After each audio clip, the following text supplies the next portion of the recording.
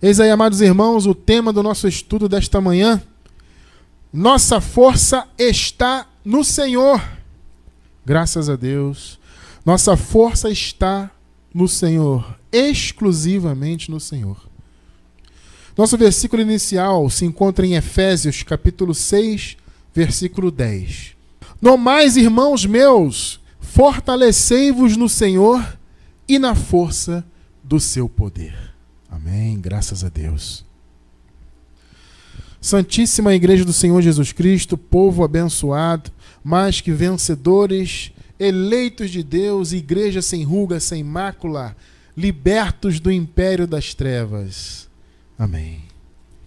Meus amados, no nosso estudo de hoje, nós vamos verificar que a força que nós precisamos em nossas vidas para vencer as circunstâncias, para vencer o mal que possa vir contra nós, seja ele qual for, essa força, primeiro, ela já está em nós. E nós vamos aprender hoje como ativar essa força, como fazer com que essa força que é de Deus e que está em nossas vidas, como é que ela pode estar ativada a nosso favor, nos ajudar a vencer circunstâncias, a alcançar objetivos, né? Enfim, usar essa força a favor da nossa vida. Como a gente pode fazer isso? Essa força realmente está em nós? Vamos caminhar nesse conhecimento hoje para a gente entender um pouquinho mais disso. E isso é importantíssimo, é fundamental, né, para a nossa vida, para o nosso dia a dia.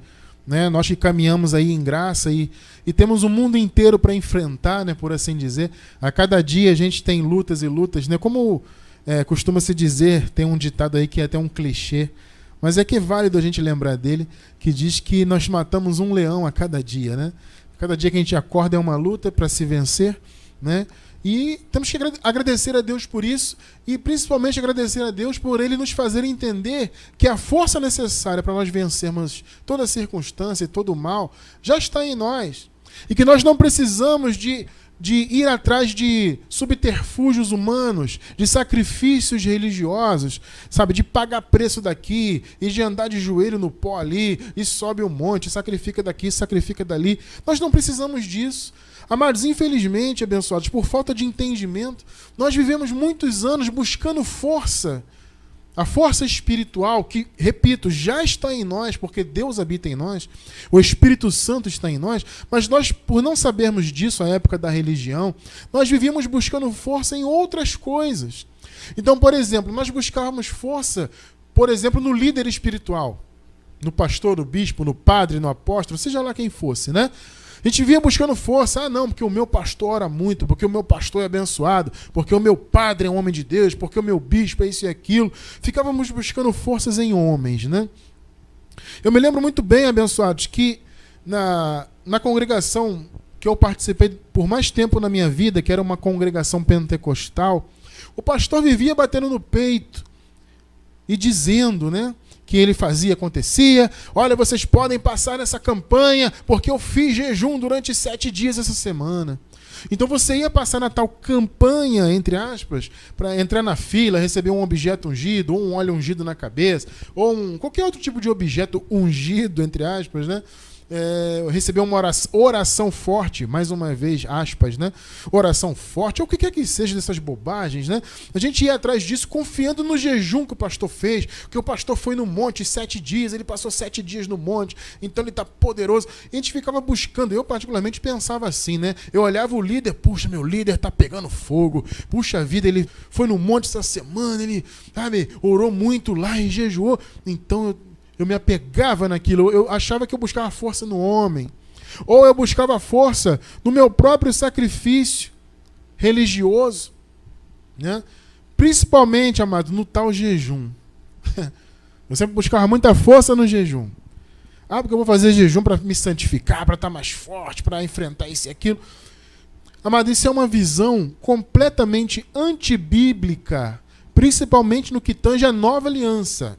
É claro que o jejum teve lá a sua importância, ele fez parte dos mandamentos da lei. Até mesmo o próprio Jesus de Nazaré ensinou os judeus a jejuar. As pessoas hoje se apegam muito nisso, né? Cristiano, você fala contra o jejum, mas nós vemos Jesus lá ensinando a jejuar. Amado, a gente não nega isso, realmente está escrito. Mas ele ensinou para quem? Em que dispensação? Foi na graça? Não, Jesus estava debaixo da lei. Jesus de Nazaré nasceu debaixo da lei. E por quê? Porque ele veio para cumprir a lei. Óbvio. E uma vez que ele estava debaixo da lei, ele ensinou os judeus a jejuar, porque naquela época o jejum fazia parte do contexto deles ali, da religião deles. Só que Jesus ensinou eles a fazer o jejum sem a hipocrisia dos fariseus. Que os fariseus faziam jejum de maneira hipócrita, para aparecer, né? Deixavam o rosto desfigurado, não penteavam o cabelo, né? Então Jesus falou, olha, quando vocês forem jejuar, passam um óleo na cabeça, que o óleo era um cosmético, né? Um azeite, né? Então passa um azeitezinho para pentear o cabelo bonitinho, lava o rosto, para vocês não ficarem como os hipócritas aí, que ficam se mostrando que estão jejuando. Então Jesus ensinou ali os judeus a não serem hipócritas religiosos. Só que nós estamos agora, amados, na nova aliança. A nova aliança não tem jejum, a nova aliança é a presença de Cristo em nós. Mas por não entender isso, eu particularmente, e certamente muitos de vocês que estão aí ao vivo, ou de vocês que estão pela gravação, muitos viveram também buscando força em jejum. Amado, sem brincadeira, abençoado, teve acho que foi essa semana que passou agora, eu estava vendo, apareceu para mim uma postagem em uma dessas redes sociais, se eu não me engano foi no Instagram, e no Instagram apareceu para mim uma postagem de uma igreja fazendo... conclamando, acho que era até um link patrocinado, né? E a igreja, a denominação, conclamando as pessoas a fazerem um jejum, adivinha de quê? De refrigerante. A minha esposa faz jejum de refrigerante há 4 anos. Ela não bebe refrigerante. Gente, você pode até achar, Cristiano, você está inventando isso aí, amado? Claro que eu não estou inventando. Eu fiquei abismado. Jejum de refrigerante. Então você vai ficar 1 semana sem beber refrigerante em prol de algo lá espiritual. Vocês entendem a minha perplexidade com isso? Tudo bem, beber refrigerante, em excesso principalmente, não faz bem. Agora, qual o sentido disso? Fazer um jejum na igreja de refrigerante? Jejum algum, no que tange a esse jejum físico de ficar sem comer ou sem beber, isso não faz nenhum sentido à luz da graça. A gente já vai ler isso, você já vai ver isso com a gente, né? Agora imagina isso, você está numa igreja, pastor, vou fazer um jejum de refrigerante. Amados, os camaradas querem privar as pessoas de tudo. Olha, refrigerante em excesso faz mal? Faz. Se você puder cortar é bom? É. Mas o que a igreja tem a ver com isso? Isso é a vida pessoal de cada um. E mais, o que deixar de beber refrigerante vai ser positivo para mim espiritualmente? Materialmente, sim. Por causa da saúde. Mas espiritualmente, qual o sentido disso? Então vocês veem que a religião, eles não têm mais o que inventar, abençoados. Eles inventam de tudo. E quando a gente pensa que eles já chegaram no fundo do poço, dessas invencionices religiosas, eles cavam mais fundo esse poço. Então, amados, nós vivíamos como esse sistema aí, buscando força em coisas da lei, em sacrifícios religiosos, em jejuns, em vigílias, em isso e aquilo, ou no homem, no líder. Amado, olha só. Quando nós buscamos forças em obras da lei, ou em qualquer coisa religiosa, nós estamos confiando na carne, não no Espírito. Veja o que Paulo fala em Filipenses, capítulo 3, versículo 3. Veja só. Porque a circuncisão somos nós, que servimos a Deus em espírito e nos gloriamos em Cristo Jesus e não confiamos na carne. Meus amados, se vocês verificarem o contexto, a carne é justamente o aspecto religioso. No contexto dessa passagem, o Paulo chega a dizer que o que ele viveu antes na religião dele, ele considera como esterco. Ele fala, gente, a religião que eu vivi, aquilo é esterco para mim, eu considero perda por amor a Cristo. Vocês entendem isso? Então, esse contexto aqui, confiar na carne é isso, é confiar na sua posição religiosa, no seu mover religioso, sabe? Então, quando nós vivíamos assim, nós estávamos confiando na carne. Ah, vou fazer um jejum aqui, ficar sem comer para buscar força. Estava confiando em quê? Na carne. Ah, eu confio no meu pastor que orou, que pagou o preço, que foi ao monte, não sei o quê. Eu estou confiando na carne. Não, amado, o nosso chamado é confiar no Espírito. Vocês querem ver um exemplo? Por que nós descartamos, graças a Deus, na minha vida, descartei há muitos anos o jejum, desde que a minha mente foi iluminada pela graça? Vamos ver aqui, ó, Marcos 2, vamos ler do 18 ao 20. Veja só, primeiro 18 aqui. Ora, os discípulos de João e os fariseus jejuavam. Olha só, os discípulos de João e os fariseus jejuavam. E foram e disseram-lhe: por que jejuam os discípulos de João e os dos fariseus e não jejuam os teus discípulos? Por quê? Olha a pergunta deles. Eles vieram confrontar Jesus. Os discípulos de João jejuam, os discípulos dos fariseus jejuam. Por que os seus não fazem isso? A mesma coisa nos apontam hoje, né? Ora, mas a Assembleia de Deus jejua, mas a Igreja Batista jejua, mas a Igreja fulana de tal jejua, por que o seu ministério não jejua? Aí Jesus respondeu, né? E disse-lhes Jesus: podem porventura os filhos das bodas jejuar enquanto está com eles o esposo? O esposo é Jesus. Nós já estamos casados com ele, né? Enquanto tem consigo o esposo, não podem jejuar. Ó a palavra. Enquanto tem consigo o esposo, não podem jejuar. Mas eu vou dizer uma coisa que é forte, mas que é real. O jejum, ele é uma afronta à presença de Cristo em nós. Porque o esposo está presente e o esposo disse: olha, enquanto eu estou aqui, não podem jejuar. Eles não vão participar disso, porque eu estou com eles não precisam disso. O que Jesus está dizendo? Enquanto eu estou com eles têm a força que eles precisam. Eles não precisam de jejum. É isso que o esposo está falando aqui. Isso vale para nós hoje, por quê? Porque o esposo está em nós. Uma vez eu conversando com um religioso, né, ele defendendo o jejum, ele veio com esse negócio e falou assim: mas Cristiano, eu falei com ele, né, sobre esse versículo, aí ele falou assim: mas Cristiano, eu não estou vendo Jesus aqui comigo. Olha, amado, que palavra terrível, né? Mas ele falou isso, amado, para defender a visão dele do jejum. Falei: amado, está aqui, ó, enquanto tem consigo o noivo, o esposo. Algumas versões é noivo, outras são esposo, né? O mais correto hoje é até esposo, porque estamos na nova aliança, e na nova aliança nós já somos casados com o Senhor, né? Então, aí eu falei isso, ele: mas Cristiano, ele falou lá, enquanto tem consigo o noivo, o esposo, mas ele estava lá com os discípulos, eu não estou vendo Jesus aqui comigo. Olha, amado, que coisa terrível. O abençoado negando a presença de Cristo na vida dele para defender uma visão errada. Aí eu falei com ele: amado, Jesus não está em você? A palavra de Deus diz que aquele que não tem o Espírito de Cristo, esse tal não é dele. Se ele não está em você, tudo bem, em mim ele está. Eu falei para ele. E se o esposo, o noivo está comigo, o esposo agora, né? Se o esposo está comigo, então eu não jejuo. Porque se eu jejuar, eu vou estar afrontando a presença do esposo na minha vida. Aí, versículo 20. Aí, nessa conversa, esse irmão usou esse versículo aqui, ó. Mas dias virão em que lhe será tirado o esposo, e então jejuarão naqueles dias. Ele: tá vendo, Cristiano? Falei: amado, do que ele está falando? Da sua retirada para a morte. Ele falou: nesses dias, os meus discípulos vão jejuar porque eles estarão tristes. E o jejum era, assim, um símbolo também de tristeza, né? Era uma cerimônia que também denotava tristeza. Então Jesus falou: eles vão jejuar nesses dias que o esposo for tirado. Só que, amado, o esposo ressuscitou e voltou, e hoje habita em nós. Vocês entendem isso? O esposo habita em nós. Então ele falou: enquanto tem consigo o esposo, não podem jejuar. Mas Cristiano França na igreja primitiva jejuava. Claro, amados, porque fazia costume da vida dos judeus isso. E foi muito difícil, né, no início, a igreja primitiva, principalmente os judeus, abandonarem as obras da lei. Por isso que havia muitas práticas ainda no meio deles lá. É por isso que a carta aos Hebreus fora escrita, inclusive. Nós temos uma mensagem recente que nós colocamos aí, o motivo da carta aos Hebreus.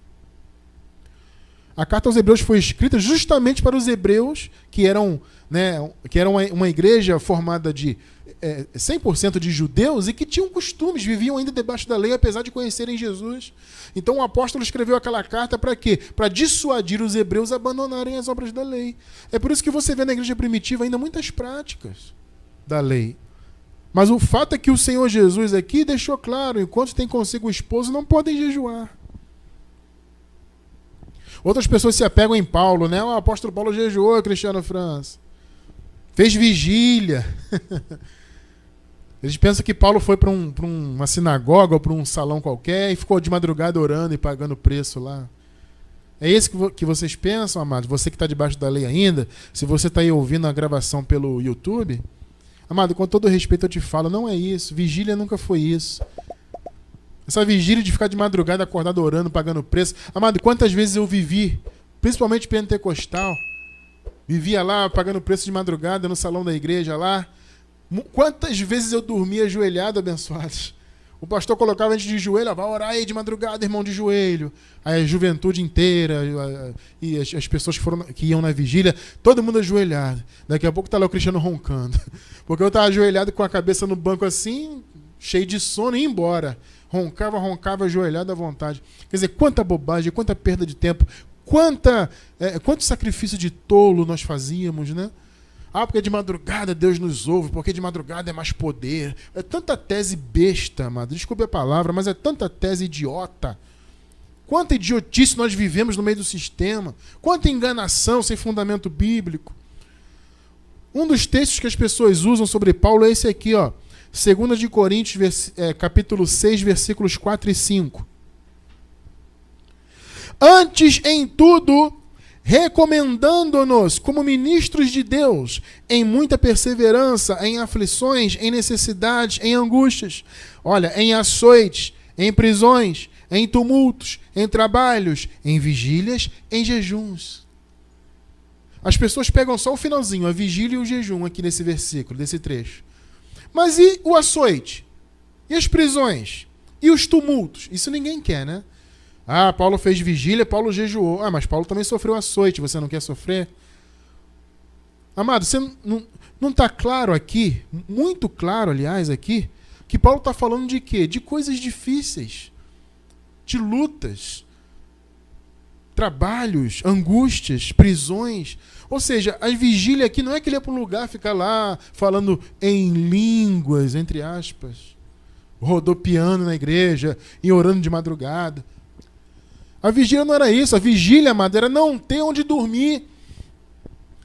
Por causa do seu desempenho ministerial, né?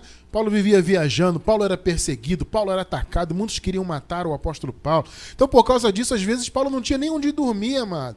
E tinha que fugir daqui, andar de madrugada dali. Essas eram as vigílias dele, era luta. Era não ter como dormir, é porque está preso, é porque isso, porque aquilo. Não é vigília de ir para um salão, ficar lá orando de joelho de madrugada, como se a madrugada fosse especial, como se a madrugada fosse mais poderosa, para sacrificar. Uma bobagem isso.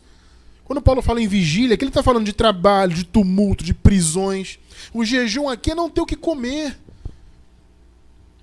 Paulo fala em outra ocasião, eu tive fome, passei por muitos jejuns. Paulo fala, por que ele fala isso? Porque muitas das vezes não tinha nem o que comer, meu amado. Por isso Paulo fala, né? Quando ele recebeu, por exemplo, lá a contribuição dos filipenses, ele fala, Filipenses, eu sei ter em abundância, mas eu também sei padecer necessidade. Porque muitas vezes Paulo passou necessidade, não tinha nem o que comer. Por isso o jejum. Não é jejum cerimonial que Paulo fazia aqui.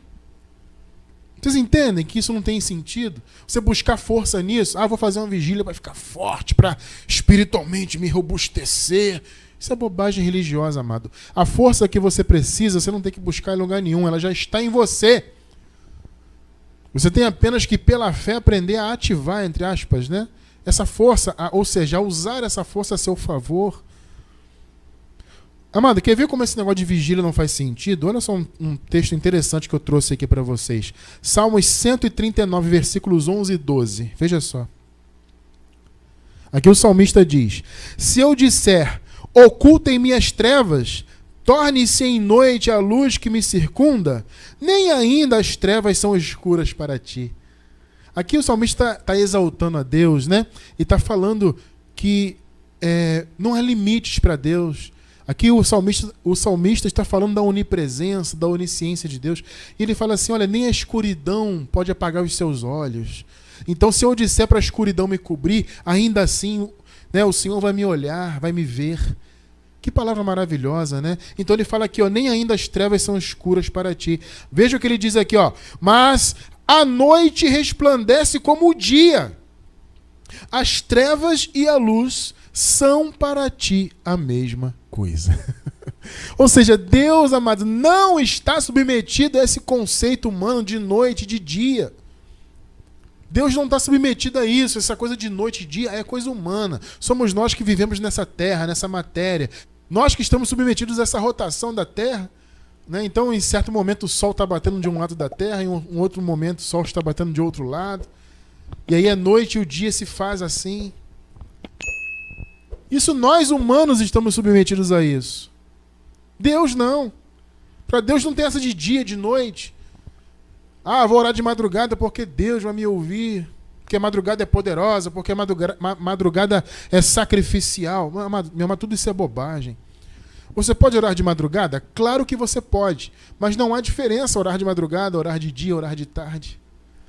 As pessoas vão para o monte para sacrificar mais, porque lá é supostamente mais santo. Isso tudo é bobagem, amado. Você pode ir para o monte orar? Até pode. Não é proibido, não. Mas entenda que tanto faz orar no monte como orar na sua casa. Ou no cantinho no seu trabalho. Tem um intervalozinho no seu trabalho, quer orar? Vai pro cantinho, ora lá. É a mesma coisa, orar no trabalho, orar no seu quarto, orar em casa, orar no monte, dá na mesma. Entendem isso? Então buscar forças nessas coisas religiosas não faz sentido algum, meus amados. Não faz qualquer sentido. A nossa força está exclusivamente no Senhor. A força não está no pastor, no bispo, no padre. A força não está em qualquer líder religioso. A força não está no jejum. A força não está no paga-preço, na madrugada orando, né, em vigília ou no monte. Não, a força está no Senhor.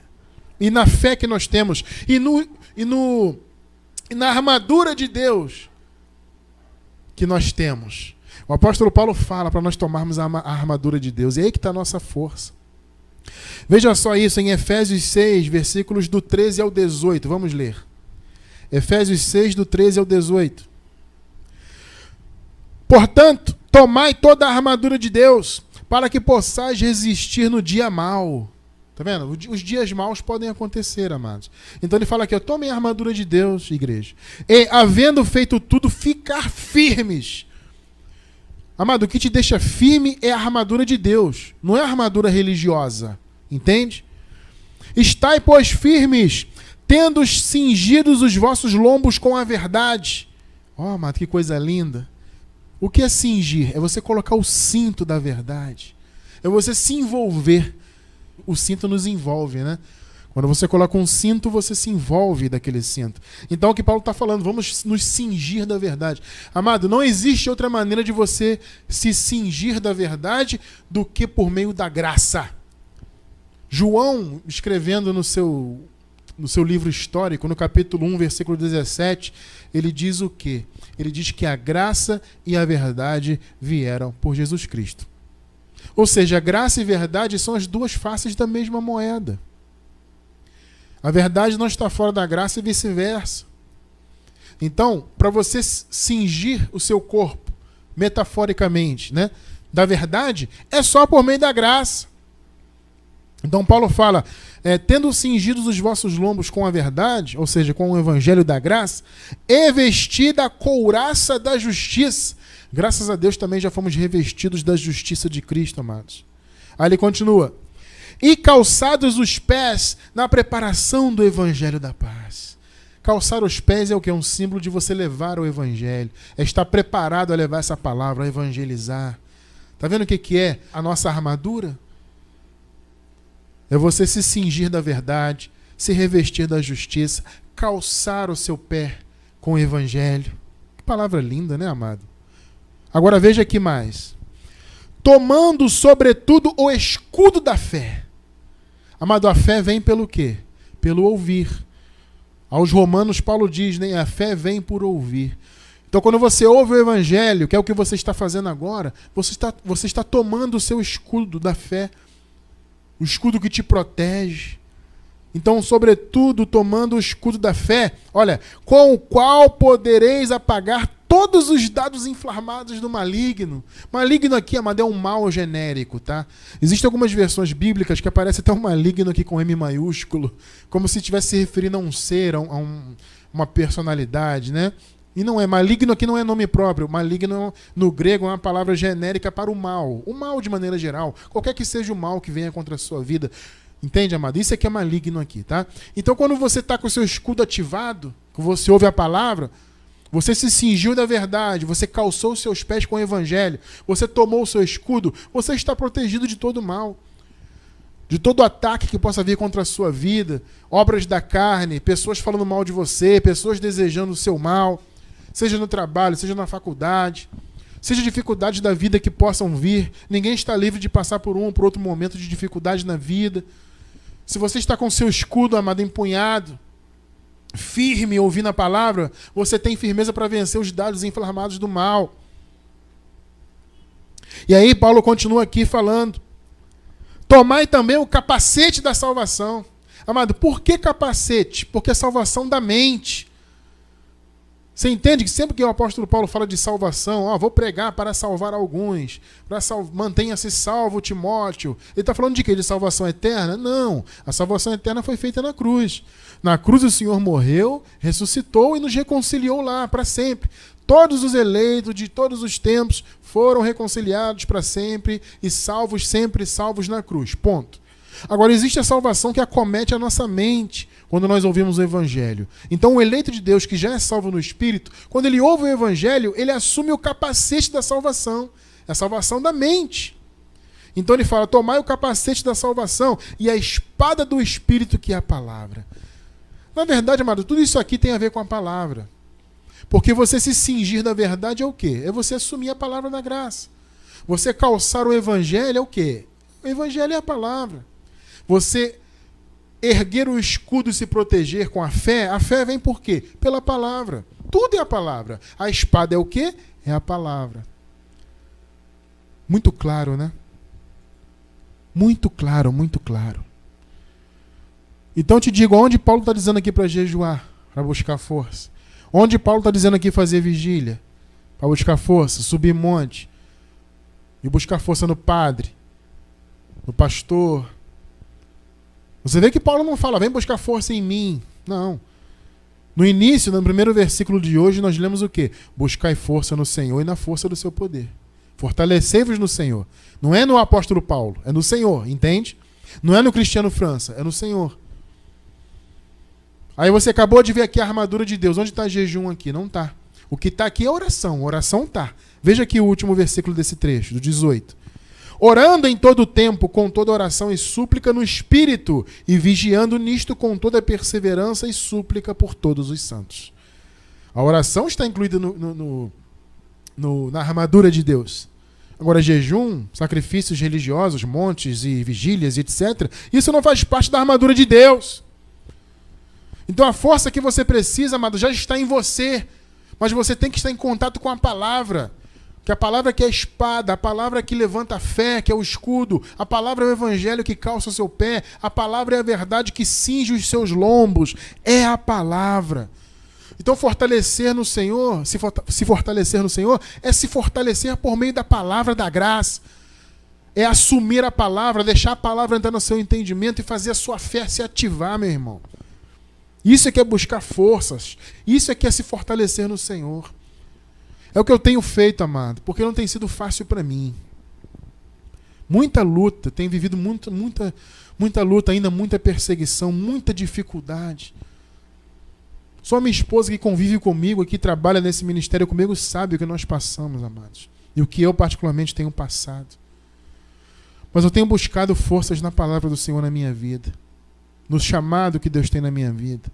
Porque nós não podemos desanimar. Não podemos olhar por vista, amado. Olha, se eu fosse olhar por vista, amado, eu já tinha acabado com tudo isso.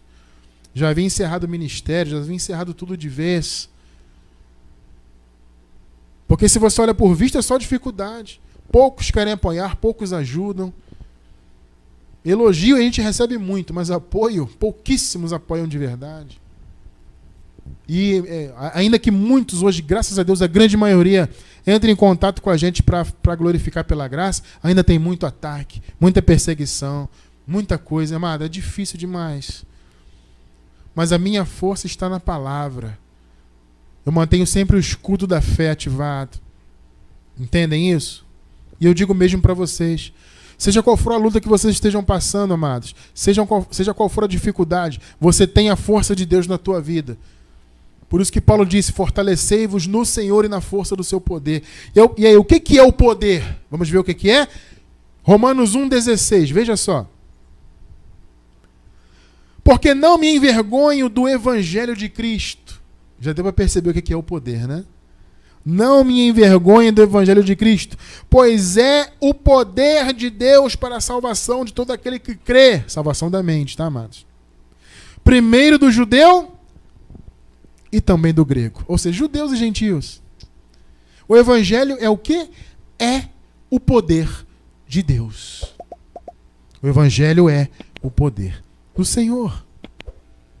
Louvado seja Deus por isso. Quando nos envolvemos com a palavra, estamos nos envolvendo com o poder de Deus. O evangelho é um poder de Deus. 1 Coríntios 1,18, veja. Porque a palavra da cruz é deveras loucura para os que perecem, vejam.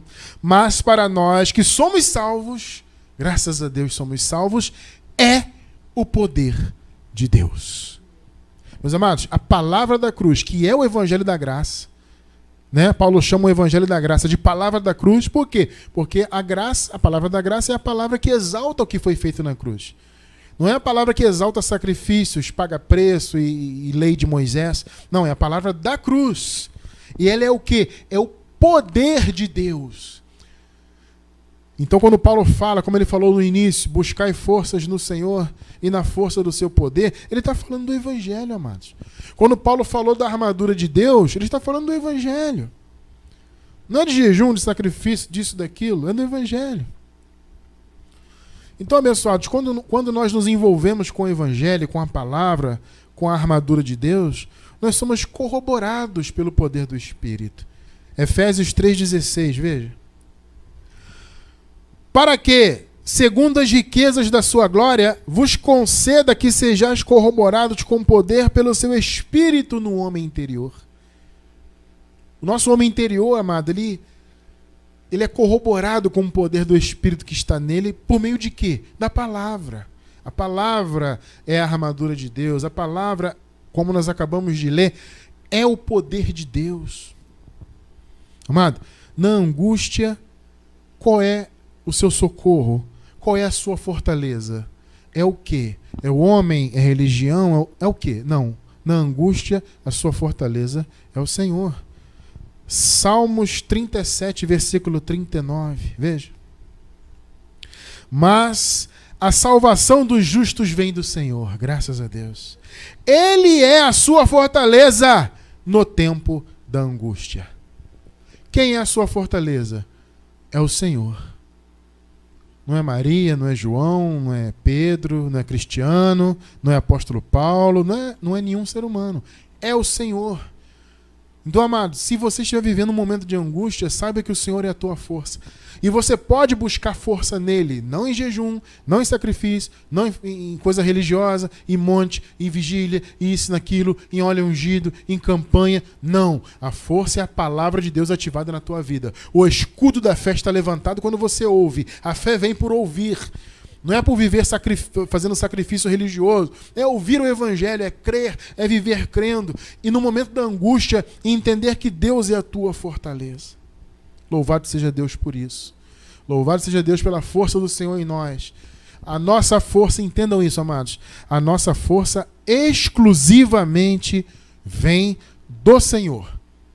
Esse é o ponto principal de hoje. E você ativa essa força quando você vive por fé, quando você ativa o evangelho na tua vida, porque o evangelho é o poder de Deus. E eu encerro aqui, amados, com uma palavra maravilhosa do salmista. Esperemos no Senhor, nos animemos nele, amado. É isso que nós precisamos, é isso que eu preciso muito, meus amados, para vencer todas as circunstâncias e seguir firme nesse trabalho ministerial. Salmos 27, versículo 14, veja que lindo. Espera tu pelo Senhor, anima-te e fortalece o teu coração. Espera, pois, pelo Senhor. Amado, fortaleça o teu coração pela palavra, pela fé, por ouvir o evangelho. A sua força, a minha força, a nossa força está no Senhor Jesus Cristo.